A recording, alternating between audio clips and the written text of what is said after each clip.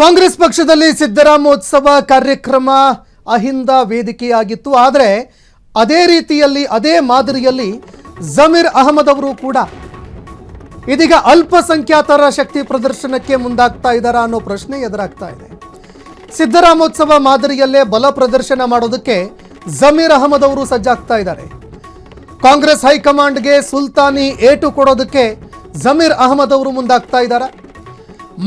ಮೌಲ್ವಿಗಳನ್ನ ಮುಂದೆ ಬಿಟ್ಟು ಬೃಹತ್ ಸಮಾವೇಶ ಮಾಡೋದಕ್ಕೆ ಸೂಚನೆ ಕೊಟ್ಟಿದ್ದಾರೆ. ಮುಸಲ್ಮಾನರನ್ನೆಲ್ಲ ಸೇರಿಸಿ ಬಲ ಪ್ರದರ್ಶನಕ್ಕೆ ಮುಂದಾಗ್ತಾ ಇದ್ದಾರೆ ಜಮೀರ್ ಅಹಮದ್ ಅವರು. ಸಮಾವೇಶವನ್ನ ಜಮೀರೋತ್ಸವ ಎಂಬಂತೆ ಬಿಂಬಿಸೋದಕ್ಕೆ ಜಮೀರ್ ಅವರು ಏನಾದರೂ ಹೊರಟಿದಾರಾ ಅನ್ನೋ ಪ್ರಶ್ನೆ ಕೂಡ ಎದುರಾಗ್ತಾ ಇದೆ. ಸಿದ್ದರಾಮೋತ್ಸವದಂತೆ ಜಮೀರೋತ್ಸವ ಮಾಡೋದಕ್ಕೆ ತಯಾರಿ ನಡೀತಾ ಇದೆ. ಸಮಾವೇಶದ ರೂಪುರೇಷೆಗಳನ್ನು ಸಿದ್ಧಪಡಿಸೋದಕ್ಕೆ ಶೀಘ್ರದಲ್ಲೇ ಮುಸ್ಲಿಂ ನಾಯಕರ ರಹಸ್ಯ ಸಭೆ ಕೂಡ ನಡೆಯುತ್ತೆ. ಇದರಲ್ಲಿ ರೂಪುರೇಷೆಗಳನ್ನು ಕೂಡ ಸಿದ್ಧಪಡಿಸಲಾಗುತ್ತೆ. ಜಮೀರೋತ್ಸವ ಕಾರ್ಯಕ್ರಮದ ರೂಪುರೇಷೆಗಳು ಯಾವ ರೀತಿಯಾಗಿರಬೇಕು, ಎಷ್ಟು ಜನರನ್ನು ಸೇರಿಸಬೇಕು, ಎಲ್ಲದರ ಬಗ್ಗೆಯೂ ಕೂಡ ಚರ್ಚೆ ಆಗುತ್ತೆ. ತಲೆದಂಡದ ಚರ್ಚೆಯ ಬೆನ್ನಲ್ಲೇ ತಾಕತ್ತು ತೋರಿಸೋದಕ್ಕೆ ಜಮೀರ್ ಅಹಮದ್ ಅವರು ಮುಂದಾಗ್ತಾ ಇದ್ದಾರೆ. ಅದು ಹೆಂಗ್ರಿ ರೀಪ್ಲೇಸ್ ಮಾಡ್ತೀರಾ, ನಾನು ನೋಡೇ ಬಿಡ್ತೀನಿ ಅಂತ ತೊಡೆ ತಟ್ಟೋದಕ್ಕೆ ಮುಂದಾಗ್ತಾ ಇದ್ದಾರೆ.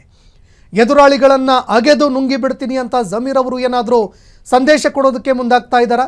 ವೀರಾವೇಶದಲ್ಲೇ ಶಕ್ತಿ ಪ್ರದರ್ಶನಕ್ಕೆ ಸಿಎಂ ಆಪ್ತ ಸಚಿವ ಮುಂದಾಗ್ತಾ ಇದ್ದಾರಾ ಅನ್ನೋ ಪ್ರಶ್ನೆ.